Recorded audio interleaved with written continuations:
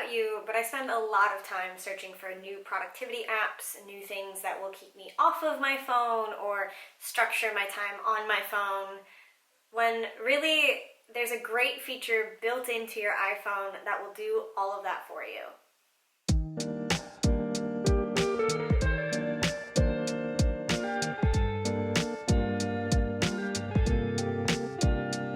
Hi everyone, my name's Emma. I'm a soon-to-be third-year medical student studying in Sydney, Australia, and over this past break and sort of past year, 2020, everything happening, I've been trying to really fine-tune my little phone here into a productivity machine, something that can help me track my habits and set up some boundaries and keep me productive, all of those things while also being something for fun. And I actually recently found a feature that is just built into the iOS, no apps necessary to download, that does a lot of the heavy lifting in terms of productivity as well as setting healthy boundaries all in one. And the feature I'm talking about is everything that's sort of within the screen time bundle or group of features. And I use this in two ways. One, to curb procrastination and resist temptation, and secondly, to help set up some really good work-life boundaries. And I'm going to show you exactly how I do that. I will record my screen, scooch myself over, and we can get started. And I also have in this video two bonus features at the end, which are things you may already know exist, but if you don't, they just add that much more to your usage of your iPhone. So it's right in your settings. You can scroll down to find it or just search screen time. There's my daily. You get a little shot of that. That's actually not bad, considering I'm home all day and I'm on vacation. Anyways. So first and foremost, let's talk about limiting procrastination. Now, I am a firm believer that the only way you can really limit procrastination is through self-discipline, but that doesn't mean we can't set up some healthy scaffolding to support us when we're not feeling particularly disciplined. And usually when it comes to a phone, we all know we procrastinate with what? Social media, right? So you need to limit your time on those things. That's usually the goal. And you can just do that through app limits. So once you navigate in here, obviously you have to turn it on. And it may ask for your passcode to ensure that it is you trying to do this or the person who set up the phone trying to do this. You can get as in-depth as you'd like. You just add a new limit and search within the categories for the offending app. So usually social, you could choose all, or you can scroll and pick the specific ones. As you can see, I just have one for my biggest offenders: Instagram, Facebook, and TikTok. I'm sure no one is surprised. I have these specifically because they're the ones I catch myself scrolling on for sort of 5-minute breaks and continuously scrolling. So they're the things that I really need a reminder to stop or cool down your time on, versus YouTube, which I often watch a lot of tutorials or actually like study tips or have in the background, and Spotify, things like that. I don't necessarily want to limit because I do use them for good as well. But you can go into this as ham as you'd like. You can set different limits for different things depending on what you need. And what's important to note is this block at the end of limit. Maybe it'll be here. This will essentially make it a hard and fast rule. So as you can see, mine's not on because I find the soft reminder of, whoa, you've reached your limit on this app, quit it, is enough that when I try to open it, and I'll put in a little screen recording here later today when I've inevitably reached that limit, it will just pop open saying, hey, you've reached your limit for this app. Do you want to enter?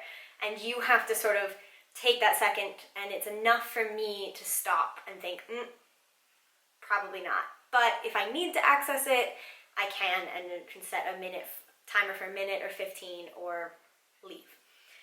If I ticked this block at the end of limit on, I wouldn't get that option. It would just not let you open the app for the day. Unless you went into your settings and changed these settings, that'd be a lot harder, but that could be a harder rule for yourself if you find that the soft limit is not enough. So we've solved temptation, we've got that out of the way, and now we're not procrastinating as much. But what do we do about setting a healthy boundary for when the day is done? That is where downtime comes in. So what downtime is it's kind of the inverse. So instead of blocking certain apps, it blocks all apps except for the allowed apps during a window of time. And you can set this block the exact same way with a hard block at downtime or a soft block. Again, I use the soft limit because it's just enough for me as a reminder, but my schedule is so off the wall that sometimes I am accessing things through after or before my downtime window. So I like to just have the reminder of, hey, you're not meant to be doing work right now, and then I just pass it. But some nights it's enough to go, good, that's time for bed.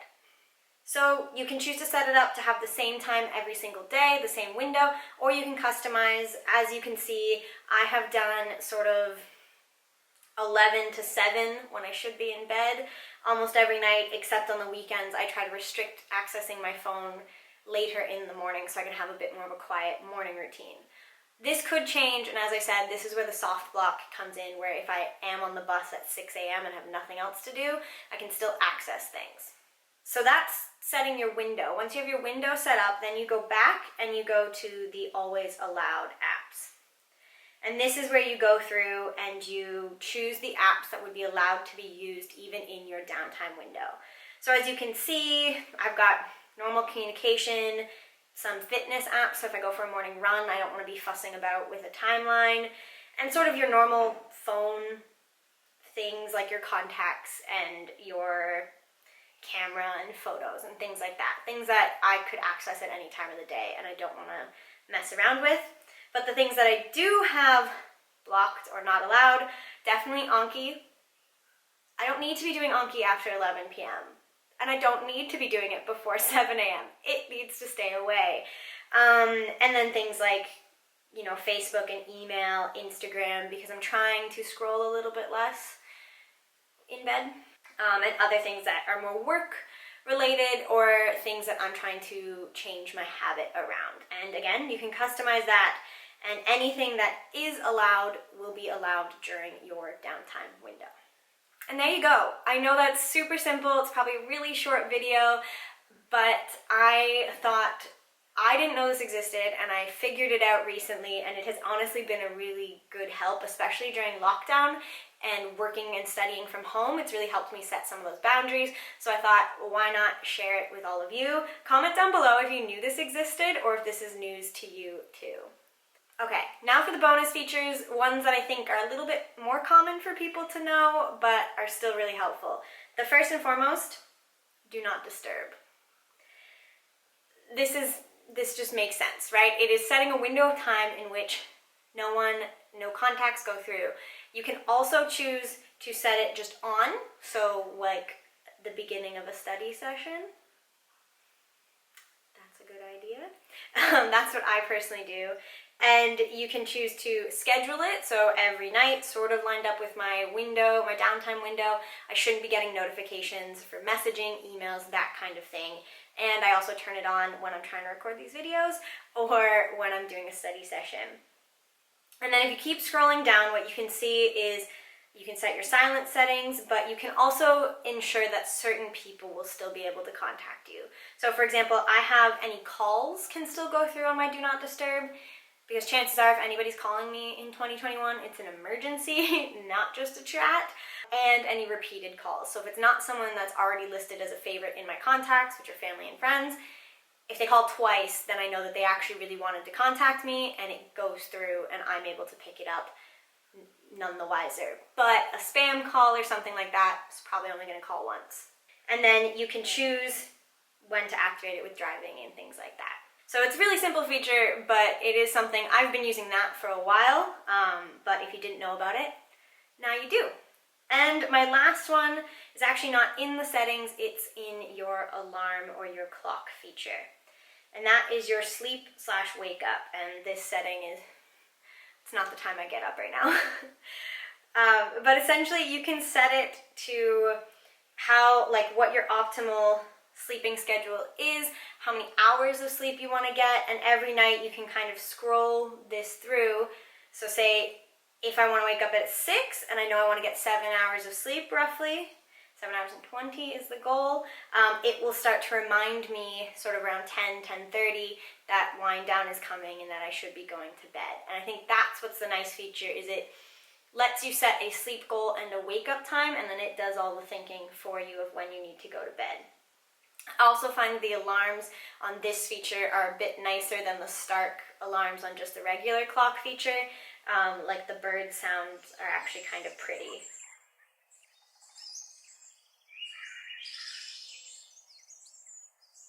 And you can change it for your weekdays or your weekends. And again, this is not the time I'm getting up right now, but it was when I was getting up for school. And there you go. That's just a couple hacks for your iPhone that I was a little slow in discovering, so I wanted to help anybody else who hasn't found them yet. And I find that they're really helping me sort of navigate both work and life in med school, as well as create some healthy habits. So I hope they helped out. If you want to see more videos like this, then let me know down below. Give this video a like because it really helps my channel out, really helps these videos get seen by more people. And of course, if you're new here, please think about subscribing, because then you'll get to see all about my journey to and my journey through med school, as well as any of these fun little organization, productivity, or study hacks that I discover along the way and I want to share with all of you. So thanks for watching, and I will see you in the next one.